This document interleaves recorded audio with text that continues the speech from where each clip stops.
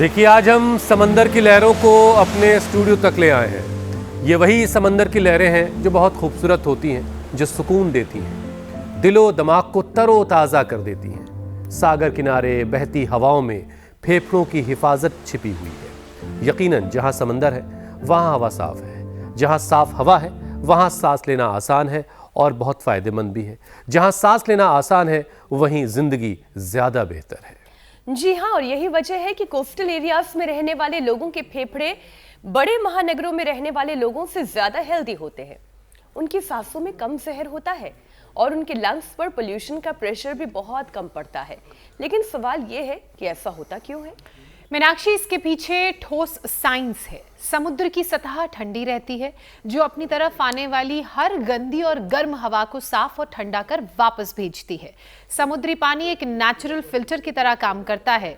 PM 2.5 जैसे खतरनाक कणों को सोख लेता है। इसलिए कोस्टल एरियाज का AQI इनलैंड शहरों में जो AQI है उससे हमेशा बेहतर, मतलब और दिल्ली वालों को एक समंदर की जरूरत है। हाँ, या तो दिल्ली वालों को समुद्र के करीब जाने की जरूरत है। बहरहाल, और यही सी ब्रीज फेफड़ों को हेल्दी रखती है, जिससे कोस्टल इलाकों में रहने वालों को लंग्स की बीमारी कम होती है। महानगरों में हाई PM 2.5 और NO2 की वजह से लंग्स कैपेसिटी घट जाती है, लेकिन समुद्र किनारे की हवा में मौजूद नमक, आयोडीन और नेगेटिव आयंस फेफड़ों को मजबूत बनाते हैं। एस्थमा, ब्रोंकाइटिस जैसी बीमारियां यहां काफी कम देखने को मिलती है।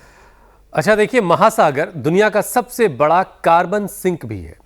इंसानों के जरिए छोड़ी गई कुल कार्बन डाइऑक्साइड का करीब 30% हिस्सा अकेले समंदर सोख लेता है। कितने काम का है। यानी ओसीन हमारी धरती का नेचुरल एयर प्यूरिफायर भी है, जो अब कमरों में भी हमारे और आपके होता है। अब कमरों में तो ओशन आ नहीं सकता, इसलिए एयर प्यूरिफायर है। लेकिन अब इसी समंदर की वजूद पर खतरा मंडरा रहा है, और वजह है माइक्रोप्लास्टिक। एक नई रिसर्च बहुत चौंकाने वाला खुलासा करती है। माइक्रोप्लास्टिक समंदर की कार्बन सोखने की ताकत को धीरे धीरे खत्म कर रहा है। जो समंदर साफ हवा देता था, आज वही इंसानी गलतियों की वजह से घुट रहा है। अगर आप भी ये सोचते हैं कि प्लास्टिक की एक बोतल, एक थैली, एक स्ट्रॉ फेंक दिया तो क्या होगा, क्या नुकसान हो जाएगा, एक ही तो है। लेकिन ये जान लीजिए, हर कोई आप ही की तरह यही सोच रहा है, और ये एक एक मिलकर कचरे का बड़ा पहाड़ बन रहा है। अगर ये नहीं रुका तो धरती से लेकर समंदर तक सब कुछ तबाह कर देगा। देखिए, आप सोच रहे होंगे हमने कितनी अच्छी बातें करते करते एकदम से मीनाक्षी ने एकदम से टर्न लिया और आपको सारी खतरनाक सी सच्चाई बता दी। बहरहाल, ये हम सबकी जिम्मेदारी है, इसलिए आपको बताना ज़रूरी है। प्लास्टिक का इस्तेमाल कम से कम कीजिए, समंदर को बचाइए, ताकि हमारी आने वाली पीढ़ियां साफ हवा में खुलकर सांस भी ले सकें और एक बेहतर जिंदगी जी सकें। बाकी स्वामी जी के हवाले है। स्वामी जी प्रणाम। प्रणाम स्वामी जी। बहुत बहुत प्रणाम हुसैन भाई, ज्योत्सना जी, मीनाक्षी जी, अमित जी। और देखो, हम सब प्रकृति के हवाले हैं। प्रकृति अच्छी रहेगी, हवा अच्छी रहेगी, मिट्टी अच्छी रहेगी, पानी अच्छा रहेगा, समुद्र अच्छे रहेंगे, पेड़ पौधे अच्छे होंगे तो हम अच्छे रहेंगे, हम स्वस्थ रहेंगे। और यही जीवन का परम सत्य है। और रोज योगिक जोगिक सूर्य नमस्कार पावर योग के साथ हम यही शुरुआत करते हैं। जो कुछ इस प्रकृति में होगा उसी का परिणाम हमारे जीवन में होगा। इसलिए प्रकृति और पर्यावरण, नेचर एंड एनवायरनमेंट, इसका सरोकार केवल सरकारों से नहीं है, इसका सरोकार पूरे समाज से है, हमसे है।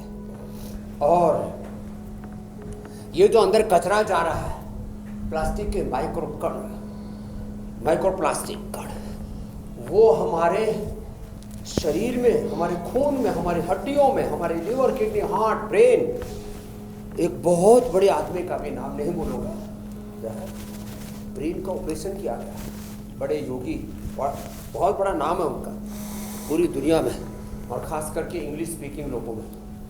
एक चम्मच प्लास्टिक निकला यहाँ से दिमाग से। अरे बाप रे, दिमाग में जाकर के प्लास्टिक इकट्ठा हो रहा है।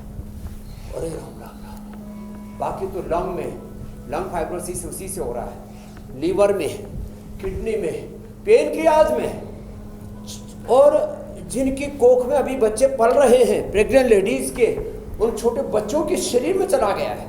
माँ बहन बेटियां जो बच्चों को स्तनपान करा रहे हो उनके अंदर चला गया है ये प्लास्टिक के कण, और फिर ये एयर पोल्यूशन में ये गंदगी के कण, सब कुछ अंदर जा रहा है।